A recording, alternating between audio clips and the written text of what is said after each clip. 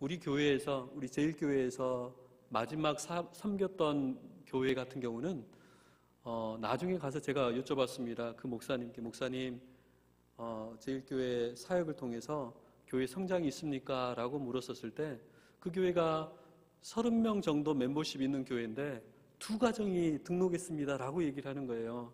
근데 과테말라의 가정은 한두 명이 아닙니다. 많습니다.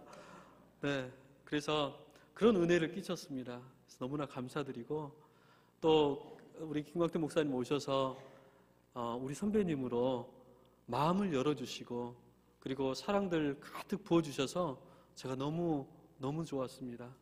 그리고 또한 한 가지 더 감사드리는 것은 지금 제가 거처하는 곳이 김성용 원사님 댁입니다. 근데 우리 김기숙 원사님께서 아주 작은 데서 정말로 감동되는 섬김을 주시더라고요. 근데 그게 우리 권사님을 통해서, 권사님의 손길을 통해서 하나님께서 저를 챙기시는 걸로 저는 보여집니다.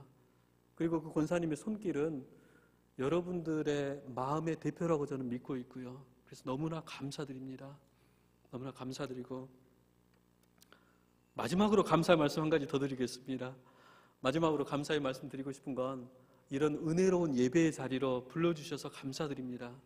선교지에 있으면서 힘든 것 중에 한 가지가 마음껏 예배하고 싶은데, 내 영혼이 설레면서 하나님 찬양하고 싶은데 그러지 못하는 게 참 힘듭니다. 그런데 이렇게 불러주셔서 은혜 가운데 한 몸 되게 해주셔서 너무나 감사드립니다. 네. 오늘 말씀은 우선은 동영상을 제가 좀 준비했습니다. 그래서 사역을, 어떤 사역들 하는지, 과테말라가 어떤 곳인지 여러분들 보시도록 하시고요. 그리고 나서 하나님께서 저를 이곳으로, 이 선교의 자리로 어떻게 불러주셨는지, 그리고 과테말라에서 하나님께서 하시는 사역은 어떤 사역들 하시는지 함께 나누면서 은혜되는 시간 되길 빕니다.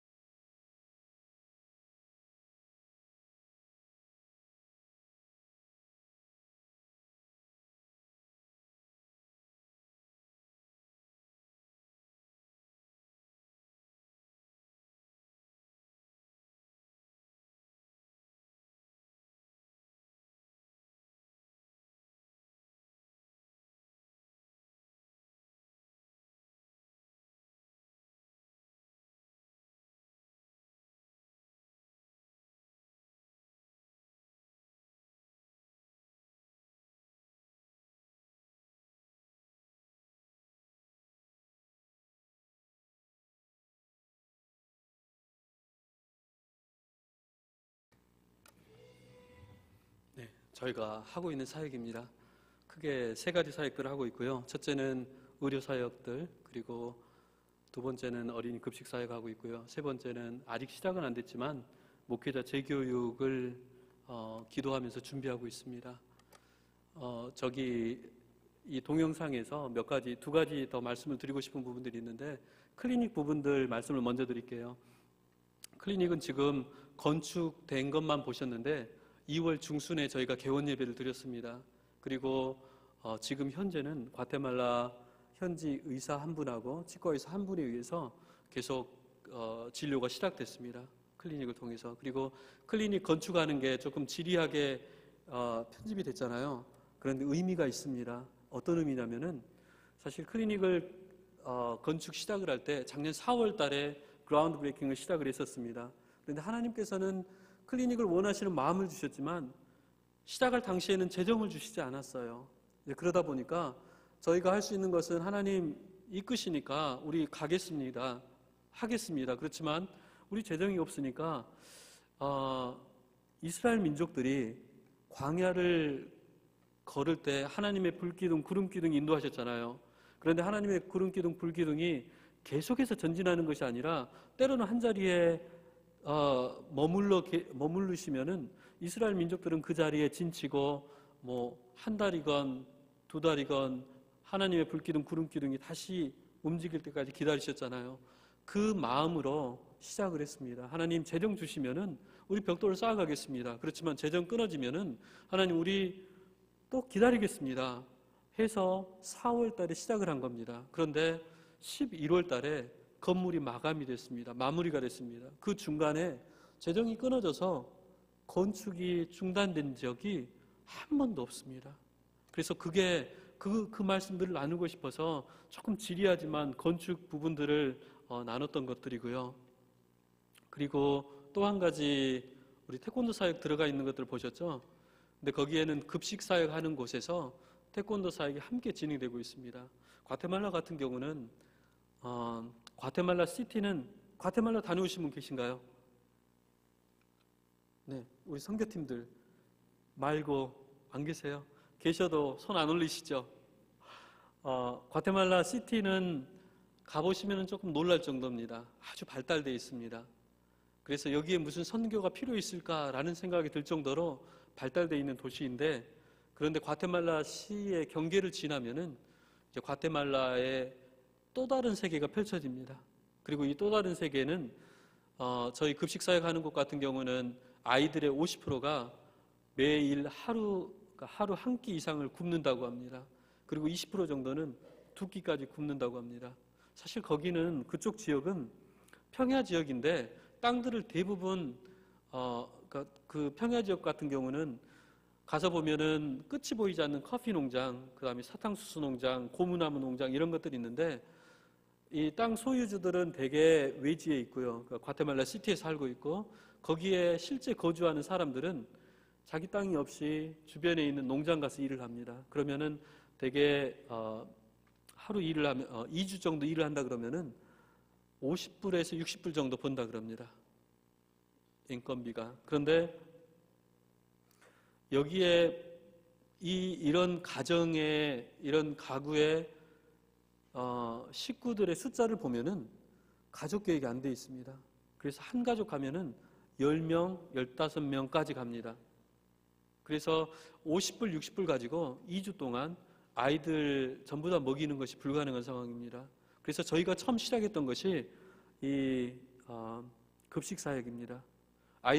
줄인 아이들에게 배고픈 그 줄인 배라도 채워주자 해서 되도록이면 많은 아이들에게 되도록이면 많은 식사를 제공하자 해서 시작을 했었는데, 진행되다 보니까 급식만으로는 부족하다라는 걸 느낍니다. 왜냐하면은 그 아이들에게 자존감이 없습니다. 자신감이 없습니다. 꿈이 없습니다. 아이들에게 너 장래 뭐가 되고 싶어? 물어보면은 난 뭐가 될 거야? 이게 아닙니다. 설령 나 경찰이 되고 싶어. 죄송합니다. 경찰 여기 계시면은 그렇게 한다 그러면은 바로 질문에 대답이 나온다 그러면은 나름대로 꿈에 대한, 미래에 대한 생각들을 하는 거잖아요. 그런데 너 뭐가 되고 싶어 하면은 선뜻 대답을 못 합니다. 합니다. 그럼 그때 생각하는 거잖아요. 아이들에게 그런 꿈이 없습니다. 그러다 보니까 이런 것들을 꿈이랄지 자신감들 이런 걸 심어줄 수 있는 선교 프로그램들이 어떤 것이 있을까 해서 태권도가 시작됐었습니다. 그래서 지금 태권도 사역들이 진행되고 있고요. 태권도 사역을 통해서 물론 태권도 자체가 싸움의 기술들은 아닙니다. 태권도가 어떻게 보면은 삶의 도입니다. 그리고 그 태권도 사역을 진행하는 마스터들이 사범들이 과테말라 현지인들인데 아주 신실한 친구들입니다. 그래서 아이들에게 1대1 눈을 맞추면서 인커리지하고 복음을 증거하고 그런 사역들을 하고 있습니다. 그래서 아마 6월 달에 과테말라 태권도 연맹이 주관하는 국가 시합이 있는 것 같습니다. 거기에 우리 아이들 30명 지금 데리고 가려고 트레이닝 중에 있습니다. 그래서 아마 재미나고 신나는 일들이 많이 벌어질 것 같습니다. 네. 그래서 방금까지는 과테말라 DVD 부분에 대한 부가적인 설명들이었고요. 지금부터는 하나님께서 저를 어떻게 부르셨는지 우리 말씀 좀 나누도록 하겠습니다. 여러분 오늘 본문 말씀 기억하신 분 계신가요? 오늘 본문 말씀 손 들라 그러면 목사님 그거 하지 마세요 할 것 같으니까요. 빌립보서 1장 21절 말씀이죠. 이는 내게 사는 것이 그리스도니 죽는 것도 유익함이라. 같이 한번 해볼까요? 이는 내게 사는 것이 그리스도니 죽는 것도 유익함이라. 다시 한번 해보겠습니다. 이는 내게 사는 것이 그리스도니 죽는 것도 유익함이라. 한꺼번에 해보겠습니다. 이는 내게 사는 것이 그리스도니 죽는 것도 유익함이라. 네, 감사합니다. 이는 내게 사는 것이 그리스도니 죽는 것도 유익함이라. 하나님께서는 이 말씀으로 저를 선교사로 불러주셨습니다. 이는 내게 사는 것이 그리스도니 죽는 것도 유익함이라. 제가 이 말씀을 본 것은 성경책에서 보지 않았고요. 한 묘비에서 봤습니다. 선교사님의 묘비에서 이는 내게 사는 것이 그리스도니 죽는 것도 유익함이라 이 말씀을 보았고요. 그리고 이 말씀을 통해서 하나님께서 나를 선교사로 부르시는구나 라는 하나님의 부르심을 강하게 체험했습니다. 제가 이런 선교사의 소명을 체험했었을 때는 갓 예수님을 알고 첫사랑 기간이었었습니다. 저는 예수님을 어려서부터 알지는 않았습니다. 고등학교 때 처음 예수님을 알았었고요. 그 전에는 이제 그것도 무슨 예수님을 알게 된, 교회에 나오게 된 특별한 간증이 있는 것도 아닙니다. 조금 밋밋합니다. 어렸을 때 초등학교 때부터 그런 질문들이 저에게는 있었습니다. 인생이란 무엇인가? 삶이란 무엇인가? 죽음이란 무엇인가? 어떻게 해야 의미 있는 인생을 살 수 있을까? 어떻게 잘 살 수 있을까? 부분에 대한 고민들이 많았었습니다. 초등학생이 그런 고민하면 조금 이상하죠? 특이했었습니다, 제가. 근데 그 질문을 했던 것은 뭔가 철학적인 아이여서 그런 것들보다도 인생 좀 쉽게 살아보고 싶었습니다. 그 고민에 대한 답을 안다 그러면은 남들 그냥 뼈 빠지게 고생하는 것처럼 고생 안 해도 쉽게 성공할 수 있을 거다라는 생각 때문에 그렇게 시작을 했고요. 그래서 나름대로 동양 철학책들도 읽어보고 서양 철학책들도 읽어보고 심지어는 절에도 쫓아다녔었습니다. 절에 비구니 스님들 아시죠, 여러분? 여자 출가하신 스님들, 그분들도 쫓아다녔어요. 왜냐하면은 그때 어린 나이에, 어린 마음에 제 생각에는 한국 사회에서 출가하는 것이 굉장히, 그때는 예수님 믿기 전입니다. 한국 사회에서 출가하는 것도 굉장히 힘든 일인데 여자 몸으로 출가를 결정했다 그러면은 분명히 인생에 대한 답이 있을 거다 해가지고 쫓아다녔었습니다. 그래서 생각나는 지금 비구니 스님 누나는 천도 스님 누나밖에 생각이 안 나는데 천도 스님 누나면서 쫓아다녔었어요. 그게 고등학교 1학년 때까지 그랬었습니다. 그런데 뭔가 잡힐 것 같다라는 마음들이 들 때도 있었습니다. 답이. 그런데 그때 저를 사로잡는 것들은 허무였었습니다. 허무. 그래서 계획했던 것이 이제는 이 답을 교회에서 찾아보자, 예수님을 통해서 찾아보자 라고 해서 신년 1월 첫 주간에 교회로 갔었습니다. 그게 제가 교회를 가게 된 배경들이고요. 그런데 교회로 가자마자 주님께서는 그냥 저를 내버려 두시지 않으시더라고요. 강권적으로 붙드시는 겁니다. 그냥 교회 가가지고, 저는 처음이니까 뭣도 모르죠. 그렇지만 교회 가가지고 눈만 감으면은 하염없이 눈물들이 나옵니다. 하염없이 눈물들이 나오면서 가슴 속에는 굉장한 기쁨들이 있습니다. 그리고 그때는 너무나 여러 가지 다양한 감정들이 있었는데 너무나 신기했었습니다. 내가 알고 있는 세상은 내가 눈으로 보는 이 세상이 전부라고 생각했었는데 그 세상 밖에 있는 또 다른 존재가 나를 만져주시네 하면서 그것도 아주 신기했었고요. 거기에다가 나 같은 죄인인데 하나님, 세상을 지으신 하나님께서, 창조주 하나님께서, 나를 지으신 하나님께서 뭐가 아쉽다고 나한테 찾아와서 이렇게 만져주실까, 이런 것들 때문에, 감격 때문에, 기쁨 때문에 또 울고요. 그래서 은혜 받은 사람들의 얼굴 표정 어떻게 되나요? 눈물은 펑펑 쏟습니다. 그죠? 그렇지만 입은 어떤가요? 귀에서 귀까지 걸려있죠. 그게 제 모습이었었습니다. 6개월 동안 꿈과 같은 시간, 우리 주님과의 시간. 그러면서 제 안에 드는 마음들이, 주님 나를 이렇게 사랑하시면 내가 어떻게 살까요? 라는 질문으로 또다시 됐었습니다. 근데 아까 말씀드렸던 것처럼 초등학교 다니면서 삶이란 무엇인가, 인생이란 무엇인가, 죽음이란 무엇인가, 이런 이상한 질문들을 하고 다니면은 좀 특이한 아이잖아요. 그때 역시 조금 특이했었습니다. 이런 묵상들을 혼자서 시간을 이런 묵상들을 하면서 또 이상한 생각들을 하면서 혼자서 시간을 많이 보냈었는데, 혼자서 많이 시간을 보낸 장소가 어디였었냐면요, 선교사의 묘역이었습니다. 혹시 광주 출신 계신가요? 전 광주 출신입니다. 광주 양림동이라는 곳이 있습니다. 그곳에 남장로 교단 출신 선교사님들 묘역이 있습니다. 평생 한국을 사랑해서 한국에 와서 섬기다가 그곳에 유해를 묻은 그런 선교사님들 묘지가 30개 정도가 있습니다. 그런데 80년대 중반 그때에는 거기는 개발이 안 돼 있어서 완전히 야산이었습니다. 그리고 묘지다 보니까 일반 사람들은 별로 오고 싶어 하는 곳이 아닙니다. 아주 조용합니다. 사람들 오지 않습니다. 그러다 보니 저처럼 조금 이상한 아이가 시간 보내기에는 가장 좋은 곳, 그곳이 선교사 묘역이었습니다. 자주 갔었고 시간들을 많이 보냈었습니다. 거기에서. 그런데 어느 날인가 주님, 내가 그럼 어떻게 살까요? 라는 묵상들을 하면서 이러한 마음을 가지면서 그곳에 시간을 보내고 있는데 한 묘비가 눈에 띄더라고요. 한 묘비가. 이는 내게 사는 것이 그리스도니 죽는 것도 유익함이라. 이는 내게 사는 것이 그리스도니 죽는 것도 유익함이다 라는 이 묘비가 제 눈에 띄더라고요. 근데 제 질문이 뭐라 그랬어요? 삶이란 무엇인가, 죽음이란 무엇인가, 어떻게 살아야 인생을 의미 있게 살 수 있을까, 그거였었는데 말씀이 어떤가요? 이는 내게 사는 것이 그리스도니 죽는 것도 유익함이라. 내게 사는 것이 그리스도니 죽는 것도 유익함이라. 내가 찾던 답이 여기 있구나. 예수 그리스도구나. 그리스도구나.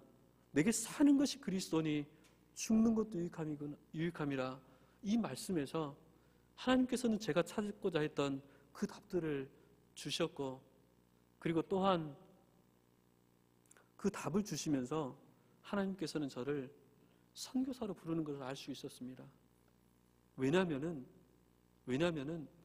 이는 내게 사는 것이 그리스도니 죽는 것도 유익함이다 라는 이 말씀, 이 묘비를 세운 선교사님, 그분의 인생을 한번 생각해 보시게요. 그분 인생 평생 예수 그리스도를 붙들고 살았습니다. 선교하면서 살았습니다. 그것도 이국 땅에서 선교하면서, 그리고 내 삶을 마감해서 내 육신의 뼈를 그곳에 묻었습니다. 그러면서 고백으로 이것만은 진리다라고 남겨놓은 것이 뭐냐면은 이는 내게 사는 것이 그리스도니 죽는 것도 유익함이라.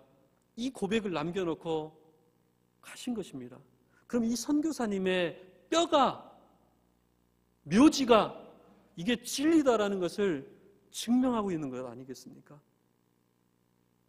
그래서 그 말씀을 들으면서, 그 말씀을 보면서 하나님께서 이 선교사의 인생을 통해서 나에게 인생의 답을 주신 것처럼 하나님께서는 나를 통해서 또 다른, 나를 알지 못하고 한국이라는 나라를 알지 못하는 그 누군가에게 인생의 답을 주시길, 그리스도를 나누길 하나님께서 원하신다라는 그 하나님의 부르심을 아주 강하게 체험할 수 있었습니다.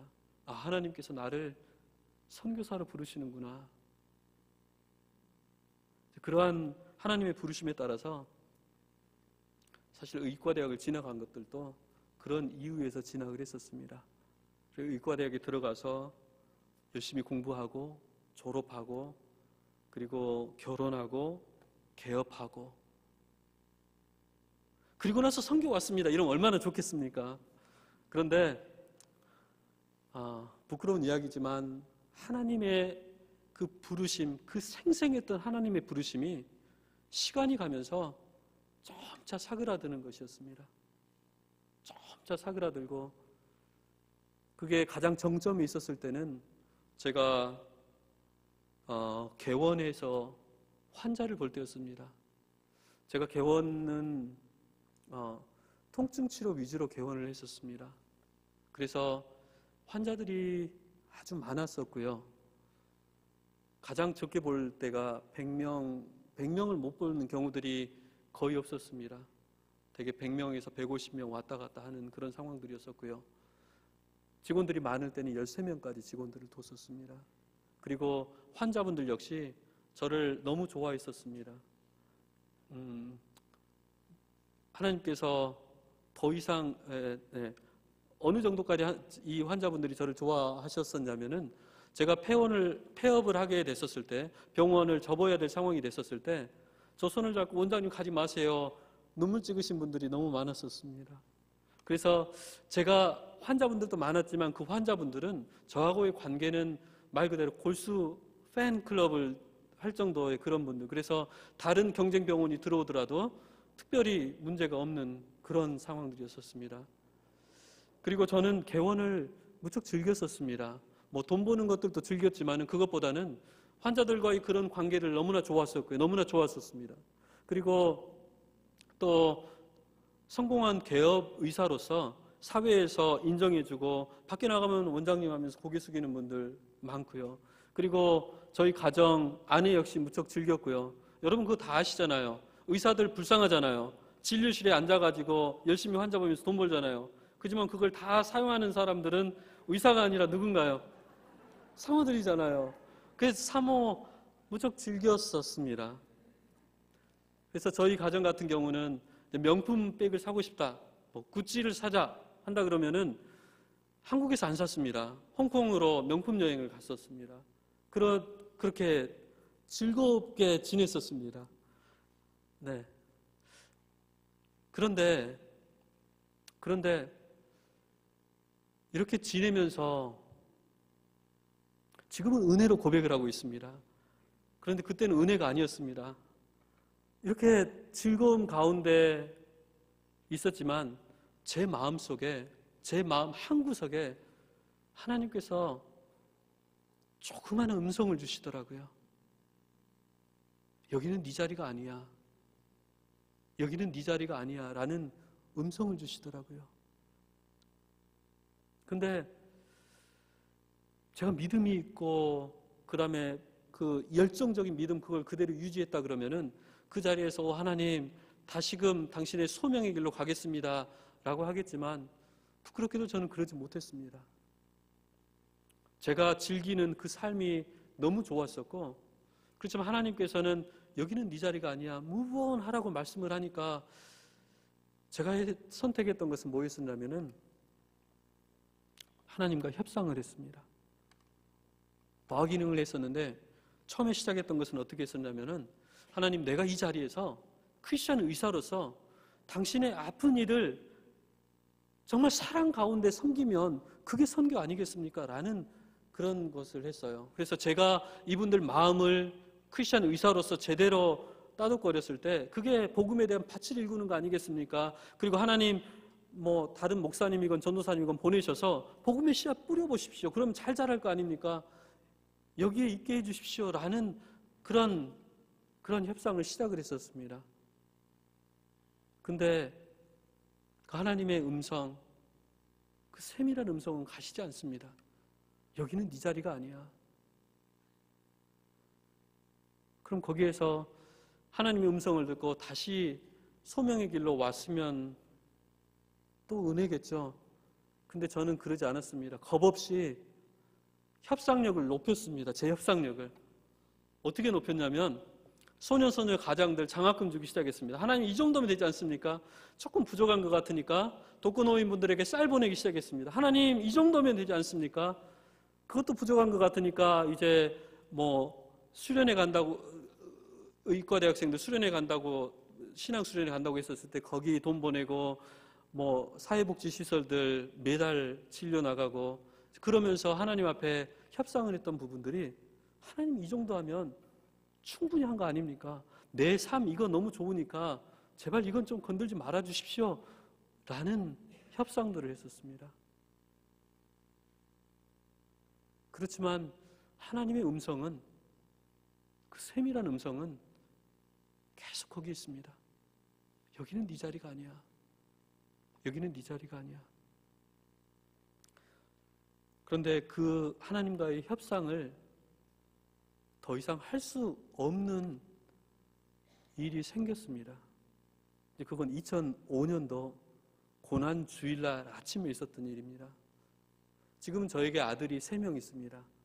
여호수아, 안드레, 다니엘, 그렇게 3명 있는데 그때는 여호수아 혼자 있었습니다. 1살 반이었습니다, 아이가. 주일날 아침 고난 주간이죠. 예수님의 고난을, 부활절 바로 전주 고난 주간, 그리고 고난 주일은 예수님의 고난을 기념해서 교회가 고난 주일로 지켜집니다. 그날 아침입니다. 교회를 가려고 아내는 식사 준비하고 있고요. 저는 서재에서 다른 일들을 보고 있는데 갑자기 거실 쪽에서 둔탁한 소리가 들리면서 아이가 자지러지게 웁니다. 여호수아가. 나가서 보니까 여호수아가 1살 반이어서 호기심이 많을 때, 근데 그날 아침에 하필이면 호기심의 대상이 어떤 거였었냐면 가스레인지 위에 있는 끓는 국물 냄비였었습니다. 키가 작으니까 올려다보면서 국물 냄비를 짚었고요. 쏟아져서 얼굴, 목, 어깨, 가슴 18% 화상을 입게 됐습니다. 부랴부랴 나와서 아이 싱크대에 찬물 식히고, 그런데 얼굴을 보는데 여기밖에 안 보입니다. 목 쪽. 그러는데 화상 심하면 부풀어 오르는 것에서 끝나지 않습니다. 물집 잡히는 데서 끝나지 않아요. 터져서 허옇게 벗겨지는 게 보입니다. 내 아들. 응급실에서 화상 환자 그렇게 많이 봤지만 제 아이가 화상에 걸렸을 때는 생각나는 게 하나도 없습니다. 부랴부랴 얼음 어플라이 하고 그래서 응급실로 데려갑니다. 응급실에서 아이가 치료를 받는데 화상 치료가 가장 아픈 치료 중에 하나입니다. 아이 이제 1살 반이어가지고 말 막 배우려는 시점. 그래서 어디가 아파요? 뭐가 어때요? 아프다는 그런 표현도 제대로 못하는데 아파가지고 아이가 그냥 발버둥을 칩니다. 근데 그걸 보면서 아빠로서 가슴이 녹아내립니다. 눈물이 펑펑 쏟아집니다. 그리고 진료하는 의사 선생님이 그런 얘기를 합니다. 상처가 깊어서 흉터가 생길 것 같다 그럽니다. 근데 그 얘기를 들으니까 이제는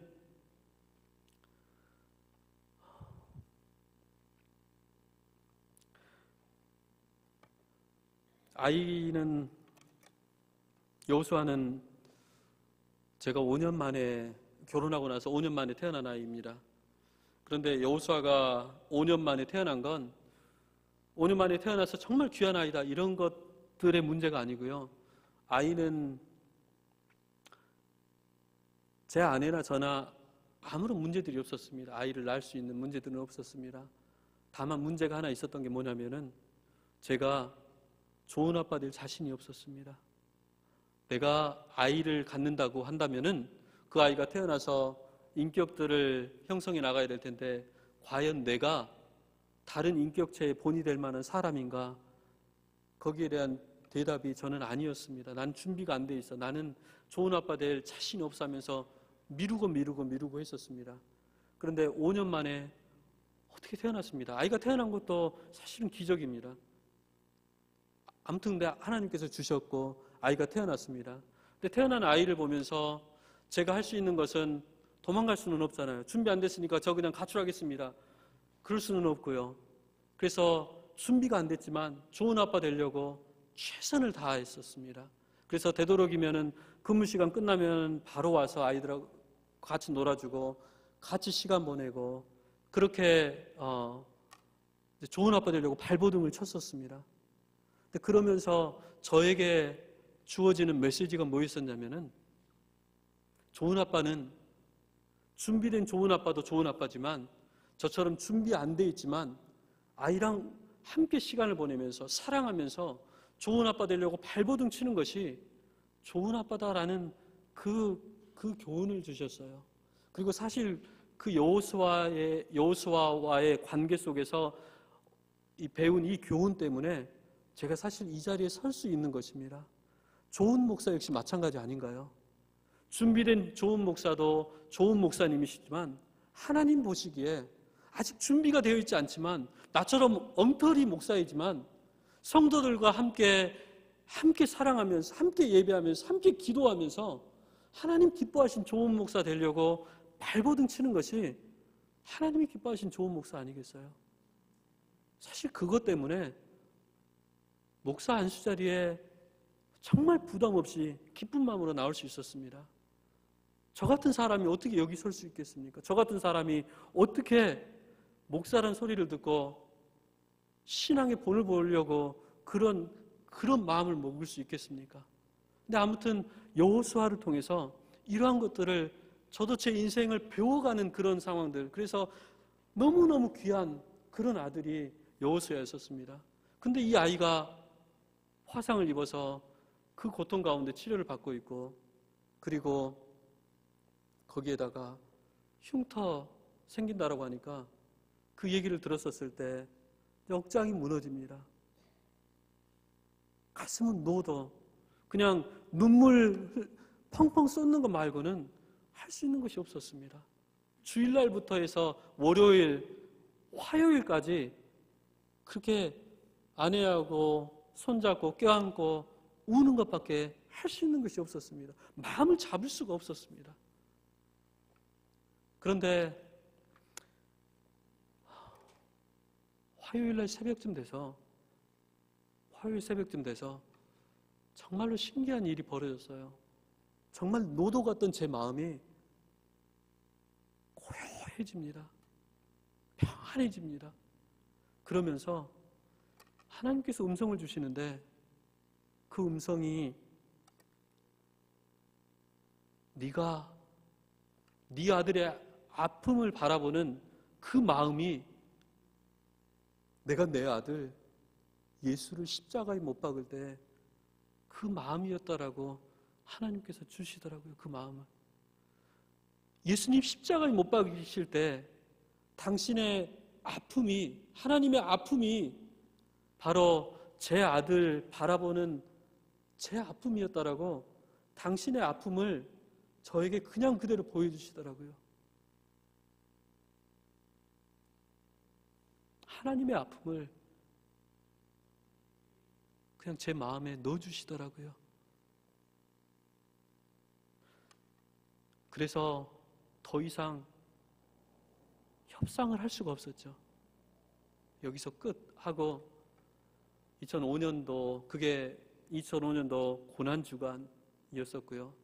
그리고 나서 바로 병원 폐업을 하고 하반기 때 어플리케이션 준비를 하고 2006년도에 신학을 하러 올 수가 있었습니다. 근데 우리 하나님 멋진 하나님이시죠? 멋진 하나님이시죠? 여호수아 흉터 하나도 없습니다. 네, 하나도 없습니다. 태어나는 날 성형외과 친구가 그런 얘기를 하더라고요. 이건 메디컬 조크니까 웃으실 준비하시고 웃으셔야 됩니다. 왜 크리스탈 필링 해가지고 미백 때문에 돈 쓰면서 하는 시술들 있잖아요. 다 안 해보셨구나.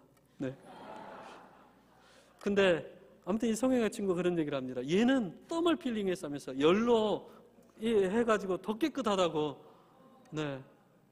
너무나 감사하죠. 우리 하나님 그런 분이십니다. 네. 그리고 나서 신학 후에 콜롬비아 한인연합 감리교회에서 또 기쁨 가운데 5년 동안 목회를 했었고요. 그리고 2014년도에 하나님의 큐사인은 사실 2012년도부터 보고 계속해서 하나님께서 푸시를 하셨습니다. 그렇지만 네, 그래서 2014년도에 과테말라로 가족 전체가 선교를 나갈 수 있었습니다. 그리고 올해가 2016년도 지난 2년 동안 선교를 했었는데요. 이 선교를 하는 걸 여러분들과 어떻게 나눌 수 있을까 부분에 대해서 묵상하다가 한 가지 떠오르는 말씀은 창세기 39장에 하나님께서 형통케 하신다라는 그 말씀으로 여러분들과 잠깐 나누길 원합니다. 창세기 39장에 보면 하나님께서 요셉을 형통케 하신지라라고 2번에 걸쳐서 말씀을 하고 있습니다. 여러분 요셉 얘기 다 아시죠? 네, 그 부분은 더 말씀 안 드리겠습니다. 보디발의 집에 있는 요셉을 하나님께서 형통케 하신지라라고 말씀을 하고 있고요. 마지막 절에서 하나님께서 옥에 갇혀 있는 요셉을 형통케 하신지라라고 말씀을 하고 있습니다. 그래서 하나님께서 요셉을 형통케 하신지라 창세기 39장에 2번에 걸쳐서 말씀을 하고 있습니다. 근데 우리가 여러분 성경을 읽으면서 하나님 말씀이니까 하나님께서 이렇게 말씀하시니까 하나님께서 요셉을 형통케 하셨는가 보구나, 그런가 보다 하면서 넘어가도 은혜이겠지만 성경 말씀을 조금 더 깊게 생각해 보면 더 큰 은혜가 있습니다. 우리가 요셉을 하나님께서 형통케 하신지라 라고 말씀하셔서 요셉이 형통했는가 보다 이렇게 생각하기가 쉽지만 요셉을 생각해 보면, 요셉의 상황을 생각해 보면 하나님의 형통하고는 거리가 전혀 멀게 보입니다. 먼저 보디발의 집에 있는 요셉을 형통케 하신지라 라는 말씀에서 보면 여러분 보디발의 집에 팔려간 요셉은 그때 나이가 대개 10살 전후였을 것 같아요. 형들에 의해서 팔려나갔습니다. 그리고 요셉은 팔려나가기 전에 아버지 야곱과 어머니 라헬 얼마나 사랑했습니까? 요셉을. 그런데 형들의 시기에 의해서 팔려나갔어요. 그럼 10살짜리 아이가 형통하려면 어떤 삶이 형통한 삶일 것 같아요? 애굽의 종살이하는 삶이 형통한 삶일 것 같아요? 엄마 아빠 품 안에서 재롱 피면서 그냥 그게 형통한 삶일 것 같습니까? 어떤 게 형통한 삶일 것 같아요? 당연히 엄마 아빠랑 함께 살면서 요즘으로 보면은 아이폰으로 게임하면서 그거 아니겠어요? 그래서 우리가 눈으로 바라보는 요셉, 보디발의 집에 있는 요셉을 하나님께서 형통케 하신지라라고 성경은 말씀하고 있지만 우리가 눈으로 바라보는 요셉의 삶은 하나님의 형통하고는 거리가 멀게 보입니다. 그러지 않아요? 형통의 반대 같습니다. 또 옥에 갇혀있는 요셉을 하나님께서 형통케 하신지라 성경은 말씀을 합니다. 여러분 옥에 갇혀있는 요셉을 형통케 하신지라 하나님이 그렇게 하시니까 그랬는가 보다 하지만은 옥에 갇혔는데 형통한 삶인가요? 여러분 2016년 21세기 인권이 가장 발달되어 있다고 하는 미국에서 감옥 한번 생각해 보세요. 좋은가요? 감옥 갇혀 있는 분에게 하나님께서 형통케 하셨습니다. 할렐루야 하면은 원수 되겠잖아요. 그죠? 지금도 으시시합니다. 근데 요셉 시기를 생각해 보세요. 요셉 시기. 요셉은 예수님 오시기 전 1000년 전 사람입니다. 그러면 예수님 오실 때까지 2000년, 그 전 1000년, 하면 대개 3,000년 전 사람입니다. 3,000년 전 애굽의 감옥 상황이 어땠을까요? 깨끗했을까요? 거기다가 요셉은 어떤 제명으로 잡혀 있었죠? 상관 보디발의 아내를 겁탈하려고, 레이프하려고, 그게 제명이었습니다. 거기도 동족도 아니고 이방인, 종, 파렴치범. 감옥에서의 삶이 어땠을까요? 형통이었을까요? 아마 형통하고 반대였을 것 같아요. 그러지 않나요, 여러분? 근데 성경은 하나님께서 요셉을 형통케 하신지라 라고 2번에 걸쳐서 말씀을 하고 있습니다. 근데 하나님의 형통은 세상의 형통이 아닙니다. 하나님의 형통은 하나님이 함께 하시는 것입니다. 그래서 성경을 잘 읽어보시면은 우리 눈에는 하나님이 요셉을 형통케 하신지라 이것만 보이는데요. 잘 읽어보시면은 하나님이 함께 하심에 요셉을 형통케 하신지라 라고 되어 있습니다. 하나님의 형통은 하나님이 함께 하시는 것입니다. 우리가 눈으로 보는 그게 형통이 아닙니다. 과테말라에서 선교가 바로 이렇습니다. 이 하나님의 형통입니다. 작년 2014년도에 저희 가정이 과테말라로 처음 가게 됐었을 때 콜롬비아에서, 사우스캐롤라이나 콜롬비아에서 과테말라까지 차 2대로 운전해서 갔습니다. 하나는 제가 운전했고요, 하나는 사모가 운전했습니다. 사모가 운전한 차가 혼다 아디시, 조금 더 좋은 차입니다. 그래서 아이들이 우리 엄마랑 간다고 하면서 가버렸습니다. 저 혼자 갔습니다. 근데 그 얘기를 할 때 성도님들이 그런 얘기를 합니다. 아니 목사님, 말이 안 됩니다. 멕시코 갱단들 얼마나 위험한지 아십니까? 멕시코 목사님 초행길 아닙니까? 더더군다나 목사님 스페니시 아신가요? 모르잖아요. 거기다가 목사님 혼자 가시면 모르지만은 사모님과 아이들 같이 가면서 어떻게 그렇게 하실 수 있습니까? 안 됩니다, 안 됩니다 하십니다. 성도님들이.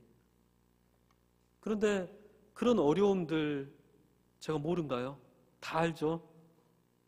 딱 한 가지 이유 때문이었습니다. 재정이 없었습니다. 차량 쇼핑하는데 9,000불을 달라고 하더라고요. 그리고 저희 가정 한 사람당 700불 비행기표 하면은 곱하기 5 하면 3,500불 하면 12,000불, 13,000불 재정이 됩니다. 그 재정이 없었습니다. 그래서 운전해서 갔습니다. 8일 걸려서 갔습니다. 가는 것도 그렇게 녹록하지가 않습니다. 처음 텍사스까지야 인터스테이트 있으니까 얼마나 좋습니까? 근데 멕시코 지나자마자 길들이 조금 달라지기 시작합니다. 그나마 멕시코 시티까지는 괜찮습니다. 그런데 멕시코 시티 이후부터는 길들이 산악지역에 가지고 요동치기 시작합니다. 아이들 카시크닉스 때문에 이제 스로업 하면서 찡얼거리고 머리 아파하면서 시작합니다. 여러분 보시기에 어떤가요? 형통의 모습으로 보인가요? 하나님 일한다고 하나님이 큐사인 내서 분명히 가고 있는데 우리가 눈으로 바라보는 모습은 형통하고는 거리가 멉니다. 그러지 않나요? 그런데 저는 이게 형통이었음을 고백합니다. 왜냐하면은 혼자서 운전하면서 8일 동안 가는 동안에 하나님께서는 당신이 어떻게 제 인생 가운데 신실하게 하셨는지 전부 다 하나하나 보여주십니다. 그리고 앞으로 이제껏 신실했던 당신이 앞으로의 사역 가운데 어떻게 신실하게 하실지에 대해서 약속을 해주십니다. 하나님과 함께하는 시간이었습니다. 거기에다가 5년 동안 함께 사랑을 나눴던 성도님들과의 이별들도 저로서는 쉬운 일이 아니었었습니다. 그런데 이 8일 동안의 기간 동안에 성도님들, 정말 사랑했던 성도님들, 그분들 얼굴 하나하나 떠올리면서 축복하는 그런 시간들이었었습니다. 비행기 타고 4시간 만에 그냥 싹 갔다 그러면은 있을 수 없는 일. 형통 아닌가요? 하나님의 형통 맞죠? 또 한 가지 말씀드릴게요. 가족과 연관된 문제인데 저희 가정 2014년도 그렇게 가가지고 사역하고 2015년 12월 23일 날 애틀랜타 조지아로 돌아왔습니다. 우리 가족은 애틀랜타에 살고 있습니다. 그리고 2015년부터 1월 달부터 사역은 과테말라에서 저 혼자 하고 있습니다. 그래서 대개 2달에서 3달 정도 과테말라에 제가 돌아가 있고요. 1달 정도 애틀랜타에 들어옵니다. 그런데 이유가 있습니다. 2014년도에 그렇게 갔는데 저희가 있는 곳은 해발 2,500m 고지입니다. 그런데 가자마자 아내가 고산병에 걸렸습니다. 산지가 높다 보니까 적응하는데 문제가 있었던 것입니다. 근데 고산병의 정도가 폐에 물이 찰 정도였었습니다. 아주 심했었습니다. 사실 저도 돌팔이다 보니까 진단이 늦어졌습니다. 의과대학에서 고산병에 대해서 배웠지만 한국에서 환자들 보면서 고산병 환자 본 적이 없습니다. 왜냐? 한국은 고산병 걸릴 만한 산이 없으니까 그렇습니다. 그래서 아내가 처음에 가슴 쪽이 아프다라고 얘기를 했었을 때 등 뒤쪽이 아프다라고 얘기를 합니다.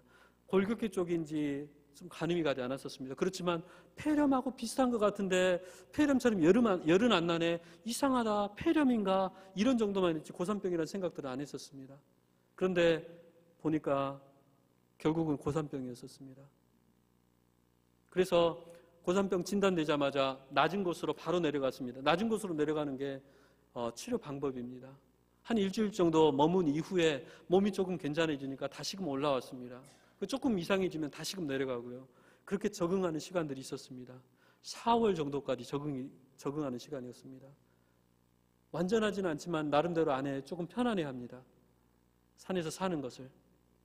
그런데 4월 달쯤 되는데 막내 아들, 그때는 5살이었습니다. 다니엘이 눈을 찡긋거리기 시작을 합니다. 틱장애입니다. 여러분 틱장애 아신가요? 스트레스가 너무 심하면은 아이들 많이 생기는 병들이 있습니다. 처음에는 단순 틱으로 보고 우리 기도하자, 하나님께서 치료해 주실 것이다 하고 기도를 시작을 합니다. 가족들 그리고 친구들 요청을 합니다. 그런데 1달, 2달 정도 지나니까 틱이 좋아지는 것이 아닙니다. 더 안 좋아집니다. 2달 정도 지나니까 보컬 틱을 시작합니다. 하면서 이제 찡얼거리기 눈이 떨리기 시작을 합니다. 기도를 더 하자 해서 더 기도 요청을 하고 기도를 합니다. 그런데 좋아질 기미가 보이지 않습니다. 더 나빠집니다. 심지어는 어느 정도까지 갔었냐면 전신 틱으로 갑니다. 아이가 이렇게 떱니다. 눈 뜨고 있으면 1분에 100회 이상씩 이상한 소리 하면서 몸을 이렇게 떱니다. 간질 발작은 아닙니다. 잠잘 때는 정말 잠잠하게 잡니다. 그런데 눈 뜨고 있으면 계속해서 이걸 합니다. 한국에 있는 소아정신과 친구들에게 연락을 해서 어떻게 할까 하면은 얘기를 합니다. 약을 먹이자. 근데 그 약이 완치하는 약이 아니라 증상만 조절하는 약입니다. 그리고 그 약이 정신분열증에 쓰는 약입니다. 5살짜리 아이에게 먹일 수 없었습니다. 그래서 우리 기도하자 하는데 8월달, 9월달 돼도 좋아질 기미가 보이지 않습니다. 10월달 되면서 가족들 모아놓고 그런 얘기를 했었습니다. 지금까지는 우리가 다니엘의 치유를 위해서 기도했지만 이제는 우리 가정을 하나님께서 과테말라에 머물기를 원하시는지 아니면 애틀랜타로 돌아가게 하는지를 기도해보자. 그래서 12월에 결정하고 가족들은 애틀랜타에 들어와 있습니다. 혼자서 과테말라에 지내는 것들이 물론 가족들은 역시 아빠 없이 또 남편 없이 애틀랜타에서 지내는 것이 그렇게 쉬운 일들은 아닙니다. 그리고 저 역시 과테말라에서 혼자 지내는 것이 쉬운 일들은 아닙니다. 처음에는 잘할 수 있을 것이다 라고 생각을 했었습니다. 그런데 그렇지 않더라고요. 첫 번째 딸, 두 번째 딸 보는데 아이들 같이 살던 집에서 아이들 사진들 또 그림 그려놓은 것들 보면은 그것 때문에 울컥해가지고 눈물 혼자서 줄줄 흐르고 있습니다. 시간이 조금 가니까 이제 그런 부분에 조금 내가 적응이 되는가 보다. 이제 잘할 수 있을 거야 하는데 또 청소하면서 아이들 가지고 놀던 레고 조각 나오면은 그것 때문에 그것 붙들고 또 거의 울고 있습니다. 힘듭니다. 요즘도 그렇게 2달, 3달 만에 집으로 돌아오면 아이들이 자기 자던데 다 버려두고 큰애는 12살이니까는 저랑 같이 안 있으려고 그러고요. 한 애는 안드레는 오른쪽, 다니엘은 왼쪽에 아빠랑 잘 거야 하면서 손 꼭 붙들고 잡니다. 지금도 그렇습니다. 근데 여러분 이런 거 보시면 어떤가요? 하나님 사역하는데 형통의 모습으로 보인가요? 어떠신가요? 형통하게 보인가요? 형통하고는 반대처럼 보이지 않습니까? 근데 저는 이 역시 형통이라고 믿습니다. 형통이라고 믿습니다. 아이들의 희생을 알기 때문에, 그 아픔을 알기 때문에 선교 뒤에서 아침마다 일어날 때마다 아침마다 하나님께 정말로 질문을 합니다. 주님, 오늘 내가 이 자리에 있는 것이 정말 주님의 뜻입니까? 주님의 뜻이 아니면 지금이라도 당장 집에 가고 싶습니다. 라고 이야기를 합니다. 근데 그러한 고백들을 하면서 하루 동안에 선교 사역들 있잖아요. 선교 사역들. 그 사역들이 하나님의 뜻과 요만큼이라도 벗어난다 그러면은 제가 그 자리에 있는 이유가 없는 거잖아요. 그죠? 아이들 잘 먹고 잘 살다 그러면은, 아이들 희생하는 것 없다 그러면은, 저 희생하는 거 없다 그러면은 거기에서 내 뜻을 펼치건 하나님의 뜻을 펼치건 상관이 없을 거 아니에요. 그러죠? 그렇지만 사랑하는 사람들의 희생들이 너무나 크다 보니까 거기에서 내가 하는 정말 조그마한 것이라도 하나님의 뜻이 아니라고 한다 그러면은 아주 제가 웃기는 남자 되는 거잖아요. 빵점. 아니, 빵점보다도 정신 이상일 것 같아요. 아주. 그래서 선교의 사역 가운데 하나님의 뜻을 더 구할 수밖에 없습니다. 하나님의 뜻을 더 구할 수밖에 없습니다. 그리고 이러한 가족이 떨어져서 사는 이 힘든 상황들이 형통이라고 여러분께 말씀을 드릴 수 있는 것은 우리는 하나님의 계획을 아직 모릅니다. 하나님께서 어떻게 당신의 뜻 가운데서 다시금 합쳐주실지 우리는 모릅니다. 아직 보이지 않을 뿐이지. 하지만 하나님께서 당신의 때가 되시면 그걸 이루실 걸 믿습니다. 그래서 지금 이런 말씀들 하시면서 여러분 마음 아파하시지만 혹시 누가 압니까? 1년 뒤에 제가 여기 다시 와서 2년 뒤에 제가 와서 그때 여러분 기억나시죠? 이래서 여러분들 마음 아프셨죠? 그렇지만 우리 하나님께서 이렇게 바꿔놓으셨습니다. 기쁨 가운데 우리 함께 기쁨을 나눌 수 있잖아요. 저는 그렇기 때문에 지금 어려움들, 아픔들이 형통이라고 믿습니다. 다니엘은 미국 돌아오고 나서 틱은 많이 좋아졌습니다. 전신 틱이랄지 음성 틱은 없어졌고요. 다만 눈을 조금 찡긋거리는 거랄지 아니면 가끔씩 코랄지 입 주위를 찡긋거리는 그런 증상으로 아주 줄어들어 있습니다.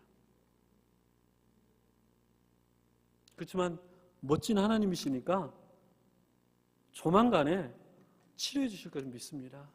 네. 말씀이 조금 늦어졌는데요. 한국 방문했던 경험들을 여러분들과 나누면서 오늘 말씀을 마감하길 원합니다. 2014년도에 한국을 방문할 기회가 있었습니다. 선교를 처음 나가서 의료사역을 하다 보니까 의료사역과 연계해서 모교 전남대학교 병원하고 자매결연을 맺기 위해서 한국을 방문했었습니다.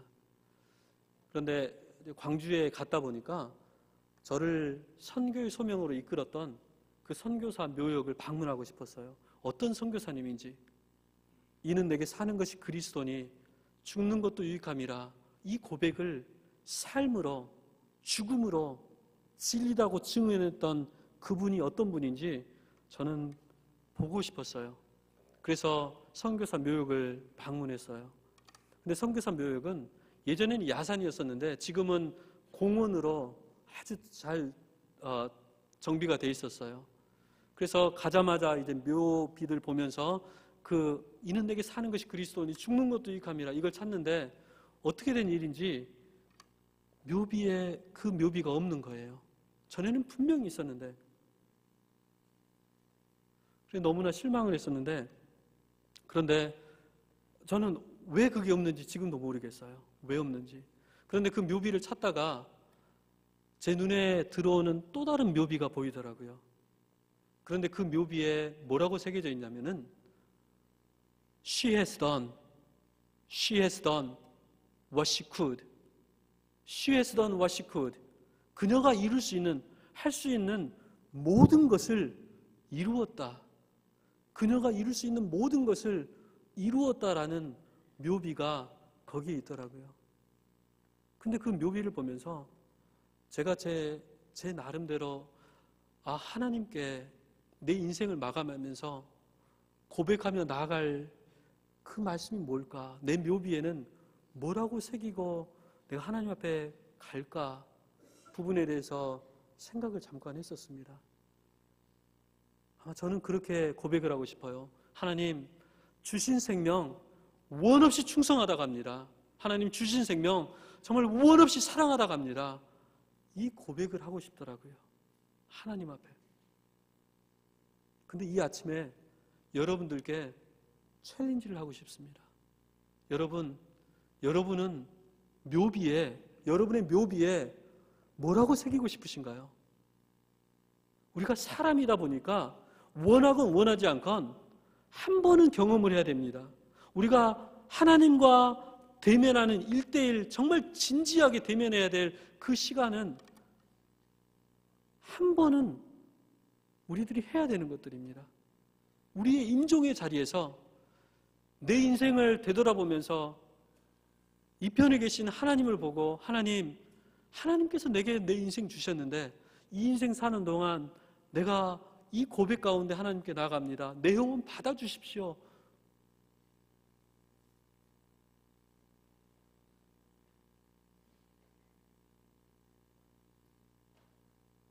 여러분, 그 고백을 하는 데 있어서 하나님, 내가 이 땅에서 살면서 벌어놓은 돈이 얼마나 되는지 아십니까? 내가 써놓은 논문이 얼마나 되는지 아십니까? 내 사업장이 얼마나 되는지 아십니까? 그게 무슨 의미가 있을까요? 그러지 않나요? 물론 이런다고 그래서 여러분들께 지금 이 시간부터 여러분 직장 다 그만두십시오. 그리고 과테말라로 오십시오. 선교하십시오. 이 말씀 드리려고 하는 거 아닙니다. 여러분의 삶의 자리에서, 여러분 가정 가운데서, 직장 가운데서, 교회 가운데서, 학교 가운데서 하나님께서 여러분의 인생을 통하여 이루시고자 하는 일들이 분명히 있으실 겁니다. 그리고 여러분들은 그걸 잘 알고 있습니다. 내 임종의 자리에서 내 자녀들, 그 자녀의 자녀들 삥 둘러서 서 있는 임종의 자리에서 하나님을 바라보면서 여러분 어떤 고백으로 나가길 원하신가요? 여러분의 묘비에는 무엇이라고 새기고 하나님께 가시길 원하신가요?